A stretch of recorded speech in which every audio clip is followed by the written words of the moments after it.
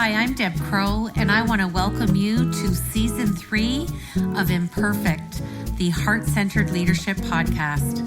This is a podcast where we connect, learn, and laugh together with authentic and courageous leaders from all over the globe. You will learn from leaders you haven't even met yet. You will gain new tools to add to your leadership toolkit. Leadership belongs to all of us. It's not measured by stature or title. So please pull up a chair and listen in. This is the Heart-Centered Leadership Podcast. You know, every episode I always talk about connection and intersection of beliefs with people. And the gentleman that I'm going to interview today and introduce you to, we started off 2022 together in Seth Godin's creative workshop. And there were many, many people in our cohort, but like always attracts like, and he has a love for life. He has a zest for life. He has a passion for food and for people. And it was just fun to get to know him and follow him a little bit on his journey.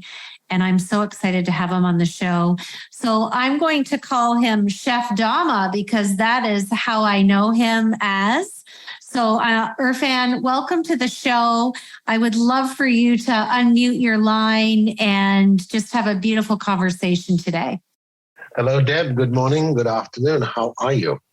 I am doing very, very well. I've changed things up a little bit for season 3. And I love the word bio, but I now want to rename it as life story. So give our wonderful listenership that has now grown to 65 countries as we start season 3, share a little bit of your bio, your life story of how Chef Dama came to be. So thank you. By profession, I'm a chef. My specialty, my passion is Indian food. I was born and raised in Mumbai, India. Immigrated to Canada at the age of 23. When I was in India, I was drawn to the Institute of Hotel Management. Hotel management seems to call me. And while I was in the curriculum, I fell in love with cooking. There's something about being in the kitchen just excited me. And I knew I wanted to be a chef. But that didn't exactly happen. It was recommended that I work in the front of house because I have very good customer service skills, and every professor told me I'd be much better off in service. And that's the route I followed. I followed the restaurant route. But there are some passions that sort of never go away, and I think fate just directs you but sends you in that direction. In 2008, there was a convention at the Hyatt Regency where I worked as a catering manager for Indian food. Nobody in the kitchen knew how to cook Indian food. I stepped in to help out. The chef wanted me to lead the convention. It was 2,300 people. That was my first cooking assignment, and since then I haven't looked back. I now specialize in Indian food for corporate dining, and I also enjoy creating and explaining and teaching people how to cook Indian food. This is where I am. This is where I'm at. This is what I do. I have a small fledgling YouTube channel, and I write a blog called India Like This Only. And through that, I speak about the food of my country, the food that made me, the food of my birth. That's me sort of in a nutshell. Well, and I love your passion, and I know you nurture that in different ways. So my first leadership question is, you've really landed up kind of finding your footing in leadership in the culinary area. Where did your love of food come from? Where did it start? My mother and my father. My father was sort of the Guy Fieri of Indian food back before Guy Fieri even existed. He knew exactly which corner of Mumbai you could go to get the best kebabs, the best biryani, the best chaat, the best food. He loved street food. And because he was in sales, he used to go to different parts of the city. And he would always find these very unique food vendors. And growing up, that's the love for street food that he instilled in me. Everywhere, it didn't matter where. I used to go with him to work, and maybe walking somewhere, he goes, "Oh, I know this guy. He sells really amazing kebabs, and he sells really amazing chaat." And that was how I bonded with my father. With my mom, she is a fantastic cook, and she just loved cooking. Growing up, we had the best food on the table. We had the nicest parties. And it was just all of that put together. I just grew up in food. I come from both on my mom's side and my dad's side. We just a collection of incredible cooks. So it's in my blood. That's all I can say. I was just going to say, it's in your DNA, right? It is. It's I don't know. I'm trying to find the right term. They say, you cut and you bleed, but masala sauce would come out rather than blood. I'm not sure, but that's exactly it. It's been in the DNA, and it's how I exist. It's all about food. Well, and one of my first impressions of you when we met early this year was you just exude that joy. And when you went to India, and I was following you on your journey there, and you were blogging and meeting up with friends, and it truly, you have found your footing in your passion and within the culinary world. And it's just fun to see you coming into your own. Now, my second question is, it has permanent residency on the show. And I've asked over 200 leaders this same question. It brings about a lot of laughter. And I always say to everybody, it's only a 30-minute show. What imperfections do you bring, Chef Dama, to your heart-centered leadership? What imperfections do I bring? Wow, that's, I can see how it brings about a lot of laughs. The imperfections that I bring is the basic knowledge, I suppose, that I know I'm not perfect. I'm one of those chefs that it doesn't matter how much experience I have, I still feel deep inside something's lacking, something could be better. And I guess it leads to me never being satisfied at times, which is kind of sad. It's like, I come with the approach, it's good for now. There's always something better, but there is always that desire, that lack within. It's a feeling of, I could always be better. Does that answer the question? It does. And it makes me think of, a continued conversation I've had with many leaders on the show. Mm-hmm. I think if we don't continue to be curious and want to increase our competency, it allows us an openness to become complacent. So I think we're all evolving human beings. And I think if we settle, we're really doing ourselves a disservice of not wanting to grow and learn and get in that space of being uncomfortable. Because that's really where we all grow, is when we step out of that comfort circle of being comfortable and search and step into the unknown. And that's usually when the magic happens, or the secret sauce, as I say in the languages of your culinary world. That's right, the secret sauce. And that is true. The pandemic that hopefully is behind us just kind of instilled that. There was this, all of a sudden, the life of go suddenly came to a grinding halt and standstill. The industry that I serve is corporate dining. And with offices closing, my business and my need for existence just went away. And it turned things around quite violently, shall I say, to figure out a new purpose. And 2 years later, I'm glad that I think I have found, it's still not perfect, but I'm on the way to the next purpose. Well, and I think a lot of people can join you in that sentiment, in that feeling, that emotion, and what's next, and navigating unprecedented times. So it's nice to hear from yet another leader in a different sector, because I know I introduced you to David Dressler, and he's got an amazing story from the culinary world as well. And I think we all just had to navigate this and find our own path. And I think a lot of good has come out of it. And speaking of that, it's a nice segue into my third question. Okay. You landed up being asked to do a contract in the midst of all of this chaos globally. And I'd love for you to share a great outcome of COVID and what had happened to you. Well, so this was after I got back from India. Offices were still closed in the Bay Area, still considering sort of a hybrid work from home model. And some offices are coming back to work.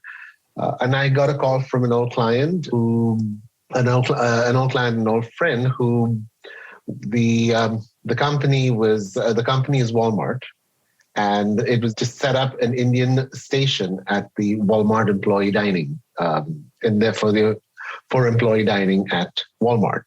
It was sort of a last minute. Usually, contracts like this are sent out. The ideas are sent out months in advance, and then you sit and prepare. And I had 2 weeks. Like, we need you, do something, and it was rushing together to put something together for this employee dining program.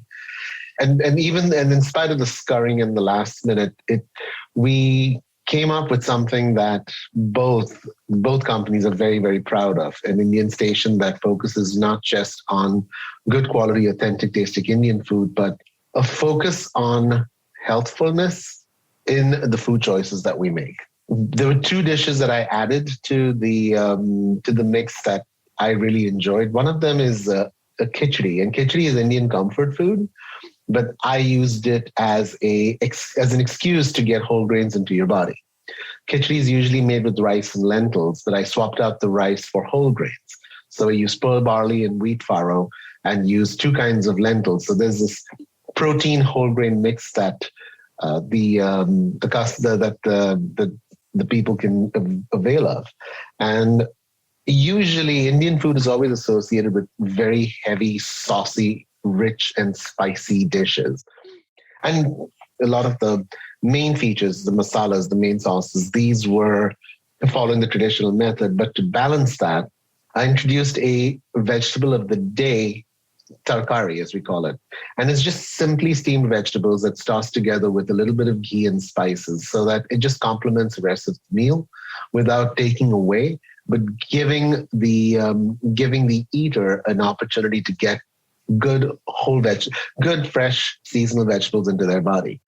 And so keeping a focus on fresh local produce and whole grains, it is an option that I felt most proud of offering, that there's healthfulness as well as good taste as part of the mix. And I think the win-win was that you were only given 2 weeks, so you didn't have time to overthink it, second guess yourself. You had to go right into action mode because you were executing in 14 days. Yep. And how long have you been doing it now, and how has it been received? It's now launched. It's set up, and now it's running on. It's now being run by the employees who I have trained, and it's going along well. I take a lot of pride in writing my recipes, but the recipes that are written in, I do it with the viewpoint of taking away any form of guesswork. Everything should be a step, and everything should be a process that is. The collection of steps starts to a process, and the collection of these processes ends up in the recipe. And so it takes a lot of time to write a recipe once it is approved. But walking away from that experience, the cooks that pick up the paper could pick it up for the first time, if they know how to read a recipe, if they know how to measure out and weigh and spec out their ingredients, there's a very slim chance that we fail unless something catastrophic happens. And that's how I like to approach my food when I train. It's very personal. I love that. And there's lots of heart-centeredness in there. Okay, my last leadership question is, if you could look at your life story and think back from being a young boy, a son, an entrepreneur, to where you are now, what is your recipe for life? The recipe for life, now knowing what I do as a chef, always start off with a vision. Whether you're cooking or you're looking at your next career venture or your next life move, it starts with a vision. You'll often hear this in kitchens when if I'm working with another chef and I have to cook a dish, the first question is, okay, what's your vision for this dish, chef? And the vision is usually, once you have the vision set out, I want to have the meat at this stage of doneness. I want to have the vegetables al dente. I want the sauce to be pouring consistency, not runny. I want the colors to be green. That's the vision. That's how you execute. So is life. This is my vision. This is where I want it to be.